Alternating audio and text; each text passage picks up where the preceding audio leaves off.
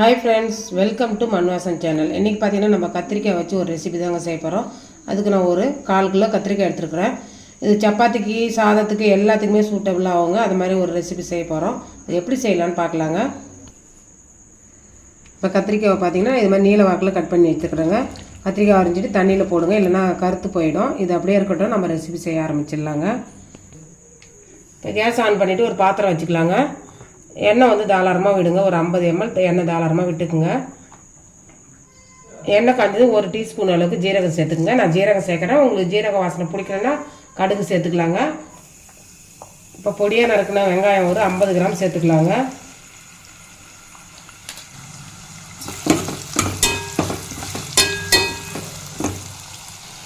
இது கூடவே 2 மிளகாவை பொடியாக நறுக்கி சேர்த்துக்கலாங்க. பச்சை மிளகாவை, கொஞ்சம் கருவேப்பிலை சேர்த்துக்கலாம். சேர்த்துட்டு நல்லா ஒன்று சேர வதக்கி விடுங்க. இப்போ இந்த அளவுக்கு வெங்காயம் வதங்க 1 டேபிள் ஸ்பூன் அளவுக்கு இஞ்சி பூண்டு பேஸ்ட் சேர்த்துக்கலாங்க. அதையும் சேர்த்துட்டு அந்த வெங்காயத்தை நல்லா ஒன்று சேர வதக்கி விடுங்க. அந்த இஞ்சி பூண்டுடைய பச்சை வாசனை போகிற அளவுக்கு வதக்கணும். இந்த அளவுக்கு வதங்குது. நம்ம நறுக்கி வச்சுருக்க கத்திரிக்காயை சேர்த்துக்கலாங்க. நல்லா இந்த எண்ணெயிலே நல்லா வதக்கணும் கத்திரிக்காய்.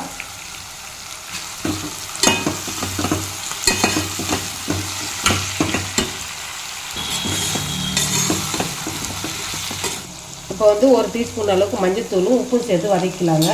உப்பு சேர்த்து வதக்கும்போது சீக்கிரமாக கத்திரிக்காய் வதங்கும். அதனால நான் முன்கூட்டியே உப்பு சேர்க்குறேங்க. தேவையான அளவுக்கு சேர்த்துக்குங்க உப்பு.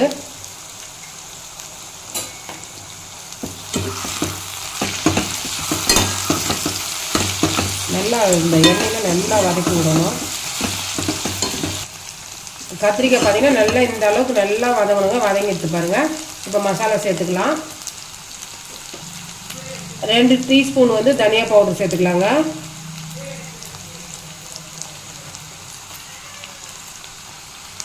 ஒரு டீஸ்பூன் கார மிளகாத்தூள் சேர்த்துக்கலாம். வேறு எந்த மசாலாமே தேவையில்லைங்க, இதுவே போதும்.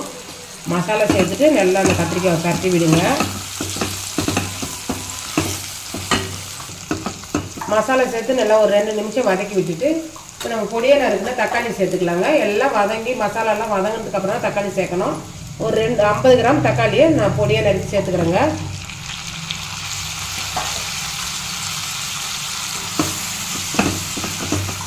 அவ்வளோதான். நல்லா கலந்து விட்டுட்டு ஒரு மூடி போட்டு மூடி விட்டுருங்க. தண்ணி எதுவுமே தேவை கிடையாதுங்க.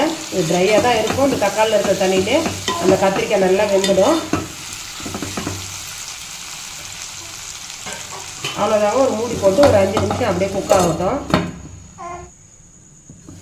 அவ்வளோதாங்க. நல்லா இந்த தக்காளி கூட நல்லா சேர்ந்து வெந்துடுது. கத்திரிக்காய் நல்லா கலரி விடுங்க. தக்காளி பாருங்கள் நல்லா வெந்துடுது. நம்ம பச்சையாக சேர்த்தோம், நல்லா சூப்பராக வெந்துடுது. இந்த டைமில் பொடியாக நறுக்குன்னு மல்லித்தழையை சேர்த்துக்கலாங்க. இப்போ இது தண்ணியே சேர்க்காத இருக்கிறது நம்ம செஞ்சதுனால நம்ம ட்ராவலுக்குலாம் இதை எடுத்து போகலாங்க. கெட்டே போகாது, நல்லா சூப்பராக இருக்கும். இப்போ இந்த ரெசிபி கூட நாங்கள் சப்பாத்தி வச்சு சாப்பிட்றோங்க. உங்களுக்கு எந்த காம்பினேஷன் கூட நல்லா இருந்ததுன்னு சொல்லிட்டு கமெண்ட் பாக்ஸில் சொல்லுங்கள். இந்த ரெசிபி பிடிச்சிருந்தா மண்வாசன் சேனலை லைக் பண்ணுங்கள், ஷேர் பண்ணுங்கள், கமெண்ட் பண்ணுங்கள், சப்ஸ்கிரைப் பண்ணுங்கள். தேங்க்யூ.